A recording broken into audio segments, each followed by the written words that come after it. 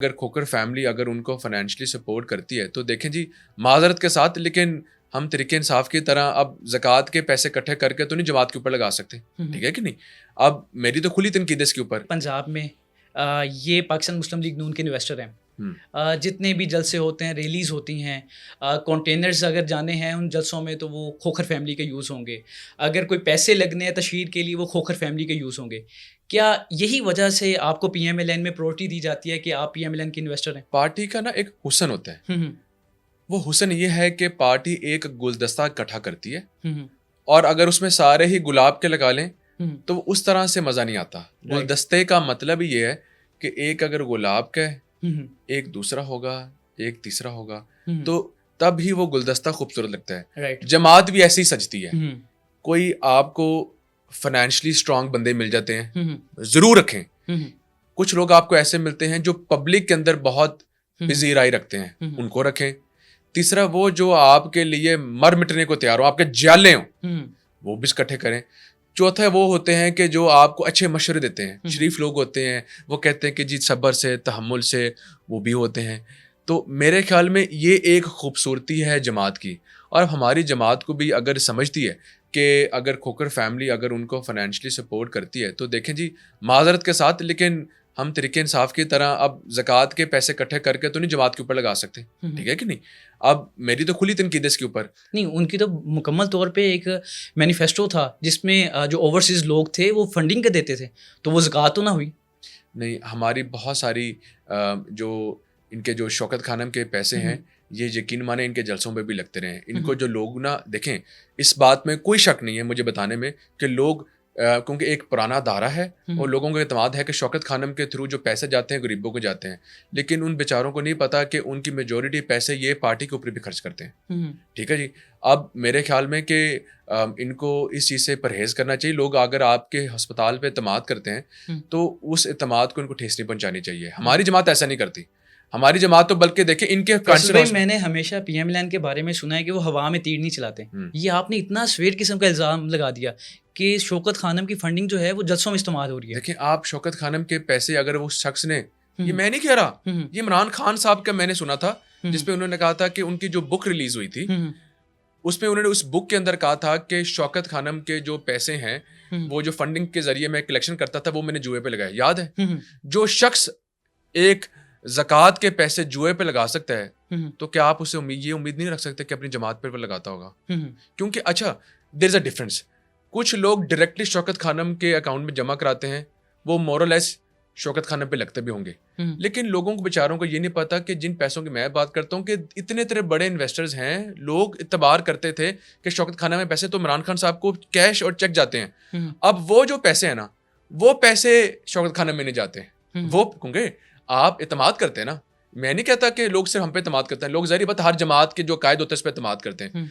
इनके चाहने वालों ने इनको बहुत बहुत पैसे दिए जो आज तक इनके जलसों पे लगते हैं। वो ये समझते हैं they are using it for a good cause, लेकिन वो इनके जलसों में लगते रहे। इनिशियल स्टेज पे पाकिस्तान मुस्लिम लीग नून के बड़े बड़े सरबराह फंड रेजिंग का काम करते थे। बहुत लोग कहते थे भी कि शौकत खानम को आप पैसे दीजिए, तो आज वो बड़े अफसोस में होंगे। फिर तो देखें, उनको अफसोस में होना चाहिए कि वो समझ रहे थे कि वो देखें अल्लाह ताला उनकी कबूलियत करेगा। वो तो दे रहे थे गुड कॉज के लिए, ओके, और वो अल्लाह ताला उनका कबूल करे, लेकिन उनको थोड़ी पता था कि ये जो वो पैसे दे रहे हैं कि वो आगे इनके जलसों में भी इस्तेमाल होते रहे। आप क्या समझते हैं कि इतने इतने बड़े ये जो पैसे इस्तेमाल करते रहे हैं, ये सिर्फ ये जो 4-5 इनके पार्टी में लोग थे वो दे रहे थे? इनको बहुत बहुत लोग दे रहे थे पैसे, इनको ओवरसीज पैसे दे रहे थे, लेकिन वो जो ओवरसीज के अंदर ये कलेक्शंस करते थे ये वो खुद इस्तेमाल करते थे। शौकत खाने में कभी पैसे गए ही नहीं। शौकत खाने में तो एक छोटा चंक जाता है इनके जलसों में। मैं वही तो बता रहा हूँ, इनके जो पैसे शौकत खाने में इकट्ठे डायरेक्ट अकाउंट्स में होते थे वो इनको मिलते थे।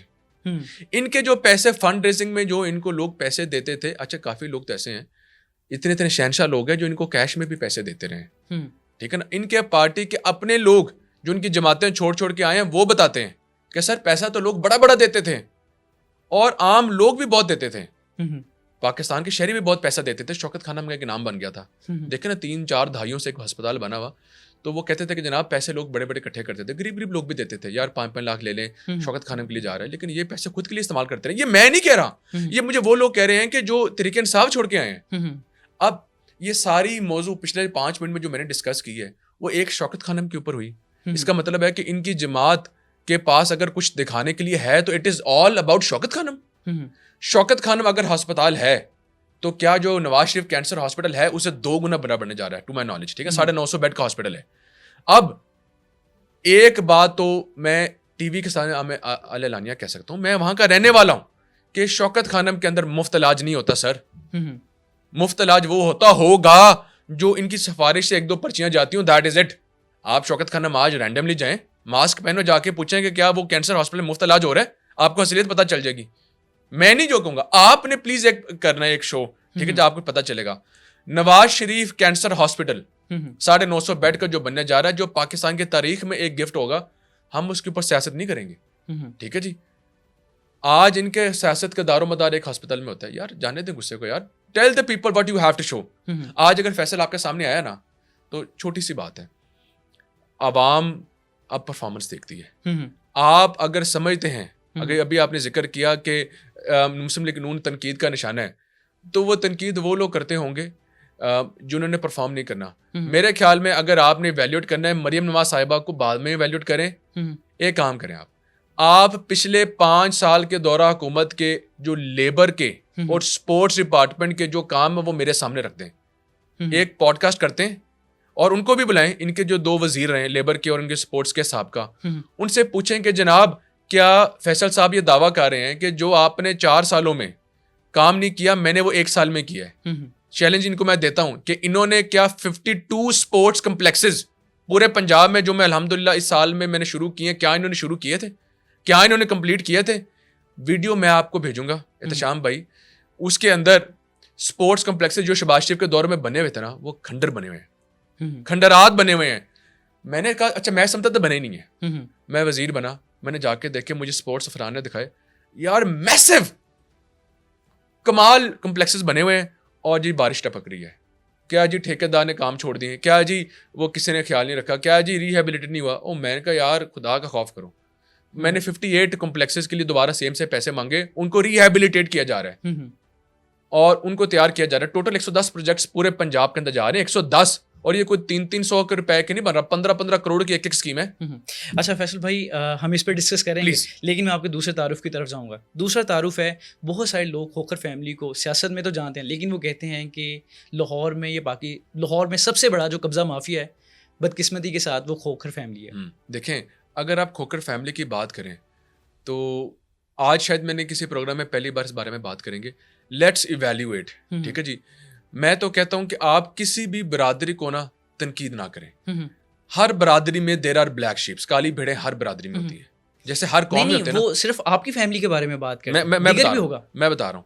अगर वो हमारी फैमिली के बारे में बात कर रहे हैं तो इसका मतलब है हमारी फैमिली तो फिर एक जमात के ऊपर मुश्तमिल नहीं है, फिर तो कई जमातों के ऊपर है। सबसे पहले तो ये इसको भी क्लैरिफाई करें ना, मैं अपनी जमात को सिक्योर कर रहा हूँ कि हमारी अगर आधी फैमिली मुस्लिम लीग नून में है तो आधी बाकी जमातों में भी है। अगर हमारी फैमिली के बारे में बात करें तो खोखर फैमिली एक ट्राइबल फैमिली है जो कि तकरीबन पिछले 550-600 साल से यहाँ पर मकीन है। 5-6 सेंचुरीज यहाँ के रहने वाले हैं। अब यहाँ के जो रहने वाले, एक इसमें सच्चाई ये है कि इनको जायदादें मिली वाफर, क्योंकि यहाँ के 5-6 सेंचुरी से रहने वाले हैं, तो यहाँ पर उनको कोई चीज खरीदनी नहीं पड़ी। यहाँ पर एग्रीकल्चरलिस्ट थे, दे वर ऑल एग्रीकल्चरलिस्ट, इनकी जमीनें थी, काश्तकारी करते थे। अब क्या होता है कि इनकी खुशकिस्मती कि लाहौर एक्सपैंड करता है, वो जो चंद लाखों की जमीनें थी वो करोड़ों की क्या अरबों की बन गई। इनका फोकस तालीम की तरफ गया ही नहीं। I was the first person in my close family to go to Canada for studies. मेरे से पहले कभी कोई कैनेडा की सरजमीन पे कोई पढ़ाई के लिए गया ही नहीं, कॉन्सेप्ट ही नहीं था। मैंने तालीम हासिल की, उसके बाद मेरे भाइयों ने भी हासिल की, मेरे कजनों ने भी हासिल की, एक पेज बन गया। उनका मशगला क्या था जी, 4 एकड़ बेचे, करोड़ों रुपए आया, 4 बंदूकें खरीदी, 2 गाड़ियां खरीदी, शशके से जी घूमते रहे। जब तालीम नहीं होगी तो ये कल्चर फिर आम हो जाएगा।